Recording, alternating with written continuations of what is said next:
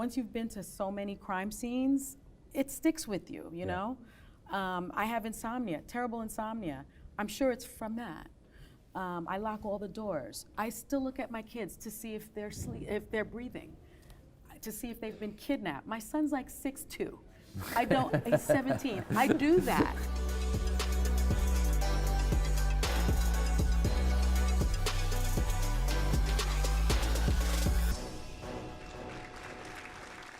You know, you grew up in the Bronx, you know. In the South Bronx. In the South Bronx. The era you grew up in, it was a little different than it is today. Yeah. And, you know, you had an incredible career, but what made you go down that path? Go down that path. You know, for me, it all started, I think, when I look back on it, because I've been asked this question, and I saw a tremendous amount of violence, unfortunately, when I was a little girl. And it culminated when I was about 7 with seeing my uncle stabbed in front of me. And I remember thinking, I don't want to live this way. And that's a pretty sophisticated thought for a 7-year-old, but I remember thinking that. And I also remember feeling very helpless because it was treated as if it was no big deal. Someone was stabbed and it was no big deal. It was no big deal. It wasn't investigated. The police came and kind of took some notes and left. Presumably it was wasn't a big deal prosecuted. It was a big deal for the people involved. It was. I mean, it changed the trajectory of our family. He was my father's only brother. They were very close. My father's never been the same person. My grandmother's never been the same person. And my family moved away from the Bronx, from all of my friends, from my father's side of the family. And we never talked about it either. We were a very poor family, so therapy was not even an issue. Right. And I think from that experience, I thought 2 things. One, I'm not going to be a defense attorney. I want to prosecute cases. And 2, people need to talk. And I want to help whichever way that I can and tell stories. And I really think at the end of the day, criminal law I understood, and I wanted to be on that side of the table. I could trace it back to that. It really is different from a lot of, because a lot of people will feel like they want to defend people, but you was like, no. No, I didn't. And you know, I think about it now because I was speaking with Kamala Harris, and as a person of color, I get the question all the time, like, how could you be on that side of the table? I think it's really important for prosecutors to be on that side of the table, especially prosecutors of color, because if you come from that community, you understand the community very, very well. Right. And I always say the prosecutor is the most important person in the courtroom because we have the most power. We have the power to decide if a case gets brought or not. Right. You have the power to determine whether or not someone's freedom is at issue. And there were some cases that I did not prosecute. I remember we had Meek Mill on The View. Oh, and no kidding, because I saw, because you have a 100% record, but it never occurred to me that there were some cases where you're like, oh no, I shouldn't. No, and most of the cases that I did not bring were because I questioned how the process happened. I questioned police brutality. I questioned why the mugshots had, the defendants had black eyes. And most of the time, those cases had confessions attached to them. Right.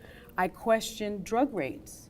I questioned those cases. And we had Meek Mill on our show, and his mugshot was shown on our backdrop, and I said, what happened to your face? And he said that I was the first person that had asked that in 20 years. And I said, the prosecutor didn't ask that? He said, no. And he said he was, it was beaten out of him, whatever he said to the police. Right. And so that's why it's so important to have someone like me on that side of the table. Wow, that never occurred to me. Yeah. Never It occurred doesn't to me. occur to many people. No. Yeah. So then, fast forward, you had this amazing career. You, as I said, you never lost a case. Not one. You picked the ones you were going after, and then Yeah. they went to jail. Yeah. Then you said, I don't want to do that. And what you know, so we Yeah. need people like you. Yeah. And you just said, no, I don't want to do that anymore. Well, what happened, if I'm being honest, is that as I got more and more invested in my career at the Department of Justice, the cases became more and more complex. Yeah. I had more and more responsibility. I started doing gang prosecutions. Yeah. I was pregnant, and I started getting death threats. And one in particular kind of shook me up. I was a gang prosecution, and as I was walking out of the courtroom and through the well, these gang members started kind of sing-songing Dead Woman Walking. And I was pregnant. And I reported it to the Marshal Service, and then we had like marshals and agents stationed outside of my home throughout the trial. And my husband kind of turned to me and said, really? Is this what we're gonna do? And Wow. I kind of said, yeah, this is what we're gonna do. But Are you still married to him? we're still married, 21 years. But when we moved to New York, because I wanted to move closer to my family for my children, I was going to transfer to the U.S. Attorney's Office here in New York, and I wanted to stay home with the kids. I did. And that lasted for maybe 6 months. Then I started driving everybody crazy. And I did get an offer to transfer, but my heart wasn't necessarily in it anymore. And I decided to switch off and practice securities litigation, something that I just felt was almost safer. Yeah. And wouldn't, because when you're a prosecutor, when you're practicing criminal law, you must be all in.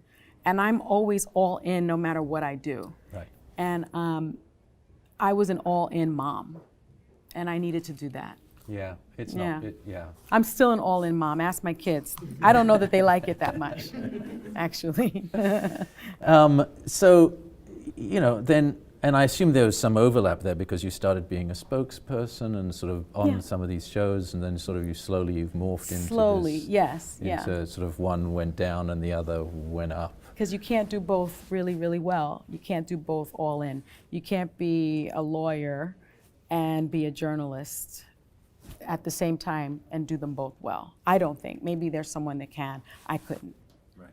And so now you've sort of made this transition into this journalist, media personality, strong woman on The View, doing all of these sort of, you know, what does the law say and what should we do next? Yeah. Do you still have goals? Do you have like a mission you're on? Do you, what is the, what, you know, where's Sunny trying to go now?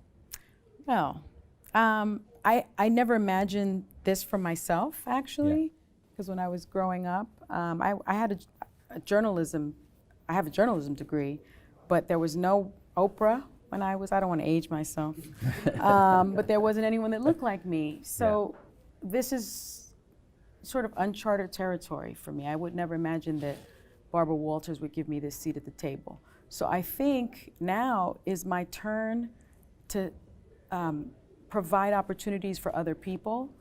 And I've been able to do that with this new show, Truth About Murder. But I was at, I don't want to name drop, but I was at Tyler Perry's, the opening of his studios. Yes. I've never seen anything like this in my life. I saw you talking about it on another talk On Jimmy show. Kimmel. Yeah. I mean, just the invitation was like an iPad with a personal invitation video. But T.D. Jakes spoke on Sunday, and he said that Tyler Perry had this door opened for him and then turned it over and made it into a platform for other people. And to the extent that I can do that, I would like to do that, because I've had this incredible door open for me and over and over and over again. And I really believe that you can't really live a perfect day without doing something for someone who can't repay you.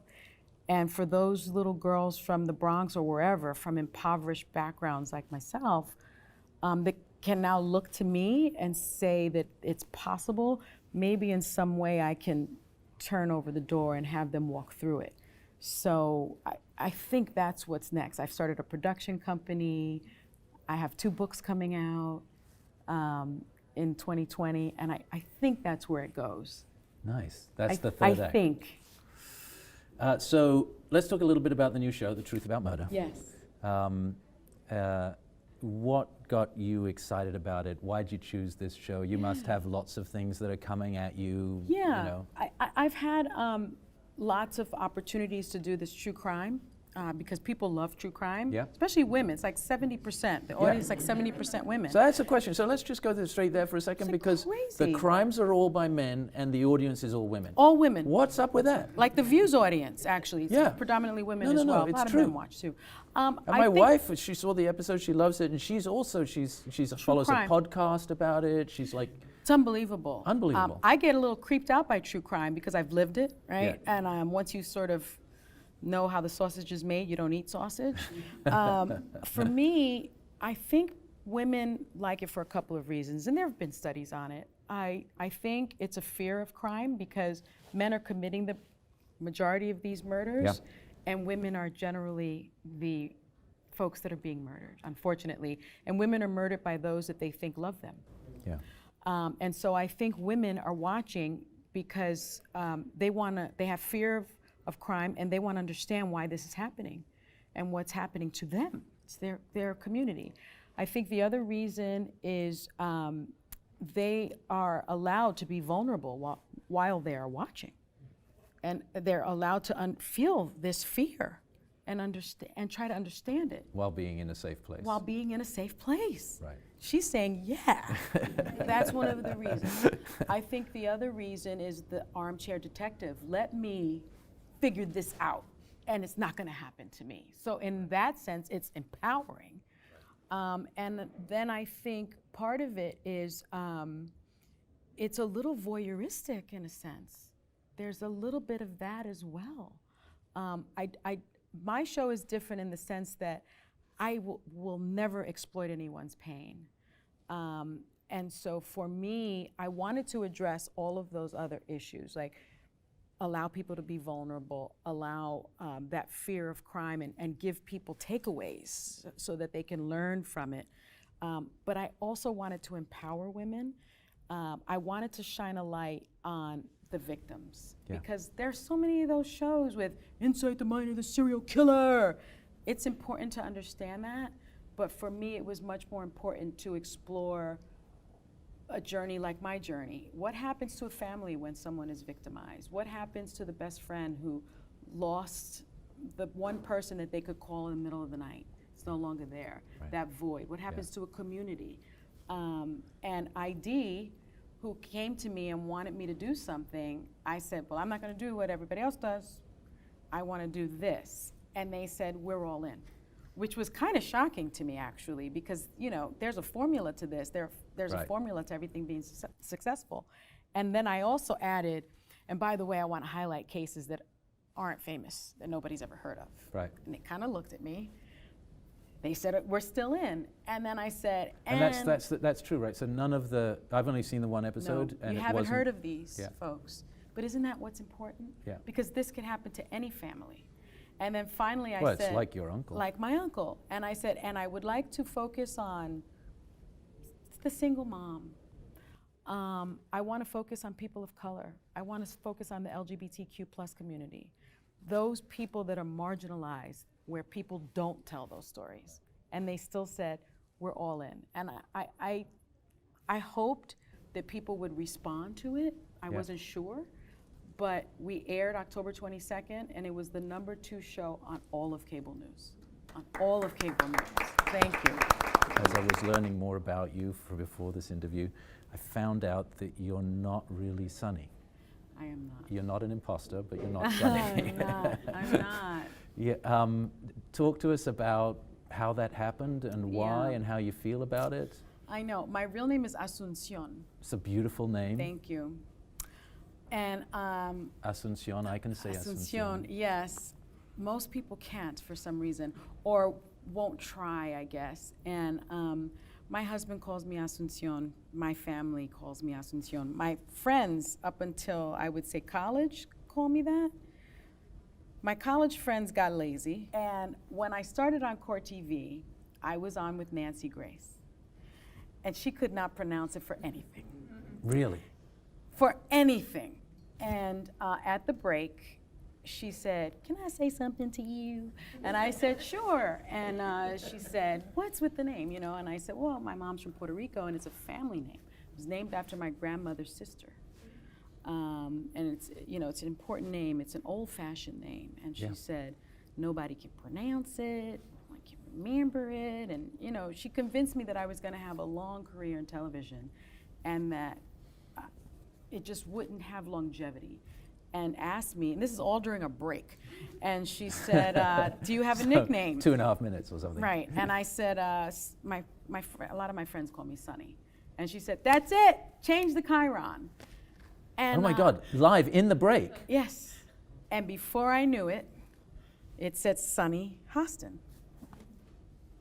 And I just allowed it to happen. You weren't really in control of that moment. I was. And I could have said, "No, that's not my name." But I was thrilled for the opportunity to sit with Nancy Grace. Yeah.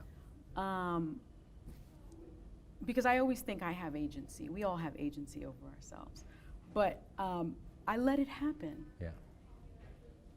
And I became kind of popular under Sunny Hostin. And I just let it happen. And I'll never forget, my grandmother was furious. Furious, because everyone was watching. And literally, you know, she was like, "Sony, queso, Sony." And I was like, "Oh, it's just like a TV thing. It's just like my TV name." And, you know, to the day she died, people would call the house, 'cause she lived with us. And they'd say, "Hey, Sunny home?" "No hay Sony aquí." And it was like a really big deal. She answers my phone and says that I'm not there. And to be honest with you, and actually recently, not recently, but like a year ago or 2 years ago, Anna Navarro, who's one of our guest co-hosts, heard me speaking Spanish in my dressing room, and she like peered in to see who it was. And I'm like, "Hey." And she's like, "I gotta tell you, I thought you were one of these fake Latinas." And I'm like, "What are you talking about?" And we had this long conversation about it. And I said, "My real name's Asuncion. My Catholic name, my middle name is Providencia. I'm like as Besa de Cummings. I'm like as Puerto Rican as you get."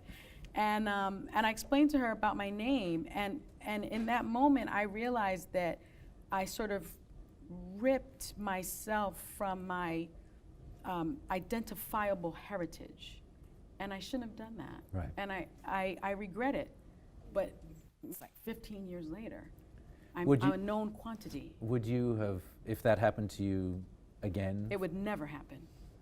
It would never happen. You know, now a lot of the articles will say Asuncion and then middle, you know, in quotation, Sunny Hostin. And I've insisted on that over and over again, just to give homage to that, because I do think it's important.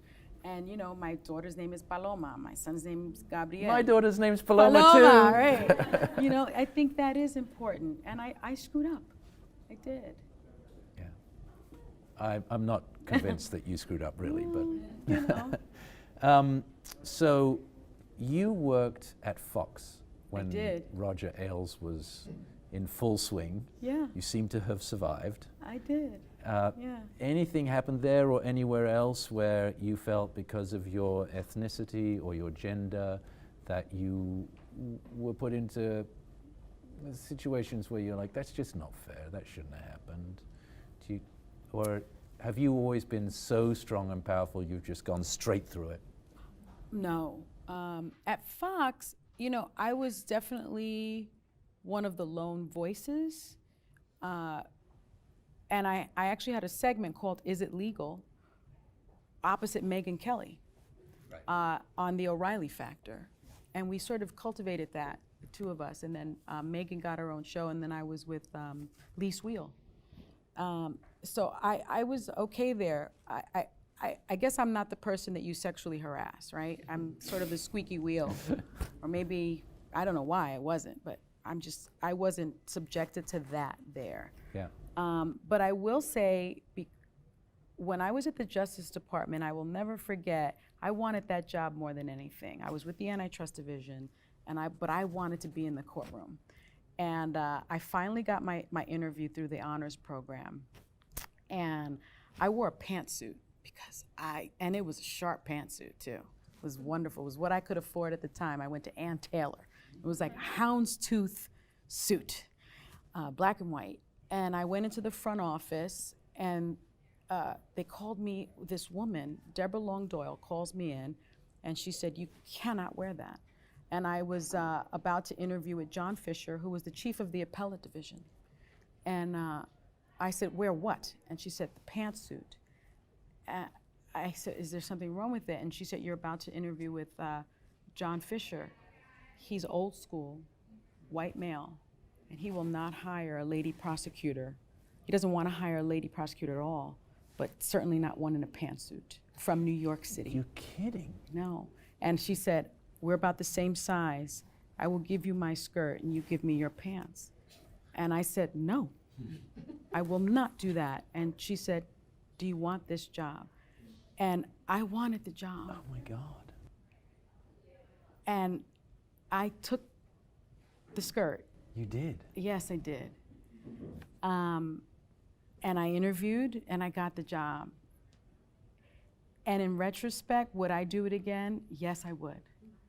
Because I got the job and I did good work.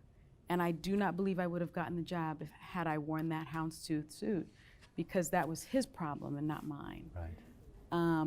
I hope that women today, and this was 1995, I hope that women today don't suffer that, but I think they probably do in other ways. There's a couple of things that I immediately think about that. First of all, if I was asked to change trousers with another guy, I'd fail the interview. I'd be completely uncomfortable. It's not going to happen. It's crazy. And second, Yeah. the guy probably wouldn't offer me. So there was an agency between you and the woman was who was wonderful. like, she was really trying to help you. It was wonderful. And she did. But sad that But that's what it came to. Yeah, yeah. Because, and you couldn't in those days, the good old days, right? I sound like, you could not try a jury, you couldn't try a jury trial in a pantsuit in front of a DC federal jury. Not allowed? No way. No way. Wow. Not as a woman of color and not as a woman with a New York accent. Wow. No way. That's just, There weren't any of us there doing it. wow. Wow. Impossible. So when, sort of going on to sort of questions, advice rather. So when a woman or a person of a certain ethnicity sees themselves in a compromised situation, is there any generic advice you can give them, or is sort of every situation so unique that you can't do that? I think every situation is unique to a certain degree, like the pants situation Yes, is that's unique, right? Changing my name is unique as well. Yeah. But I think the generic piece of advice is you have to stay true to who you are, be authentic, and only do exactly what you are comfortable with doing. You always have the agency. Right. You know, I've made choices in my career that I can live with. The decision to change my name was a bad decision. But the decision to put the skirt on was a good decision for me at that time. But I always think that you have the agency and you must maintain that. And really never compromise your value set, ever. Do you feel that's got easier over time, or is it getting, I mean, so you see For women in general? For women in general. Or is it the same, or is it getting worse? I have so many mentees now, and I seek them out and they seek me out. What I have seen, especially with the Me Too movement and the Time's Up movement, I've seen this incredible strength in numbers, like what I've Right. explained with Deborah Long Doyle, you know, where we had that moment between us, that she was there for me. Right. I now see it in mass. Right. And I think that is leading to change, because there are more of us in the workplace, Yeah. and we are supporting each other. And I think that is leading to more and more change. Sharing information. I think it's so important to share information. A quick anecdotal story. When I first joined The View, they gave me a package, a contract, and I was like, this looks great. I was like so ready to sign it. And then I get a call from Sherry Shepherd on my cell phone. I was like, how did Sherry Shepherd, hey Sherry, you know, it was like unbelievable. And she said, I heard you're gonna join the cast of The View. And I said, yes, and I'm just so thrilled. And she said, did you get your paperwork and everything? And I said, I sure did. And she said, let me go through with you my salary history at The View. And I said, excuse me? And she said, yeah, I was there for 7 years. Did they offer you a car stipend? I was like, they sure didn't, Sherry Shepherd. And literally, she explained the culture. She explained what the package should look like. She explained what I should ask for. She explained what the hours were really like. And I think women need to do that for each other more. Yeah. I know we're not supposed to talk about work culture and salary packages. It's not illegal. No. And we don't do that No. enough. We need to share information Yeah. with each other. It's important to remember that the people in power have all of that information They have about all everything. of that information, and we don't share it. And Right. to be clear, a lot of people do share it, but for some reason women don't. There have been studies on it. So, bless you. So my advice would be talk to one another, share the information. Sonny Hostin, thank you so much for spending time. Asunción Ah, Hostin. yes, gracias. Mil gracias. Thank Thank you all. Thank you.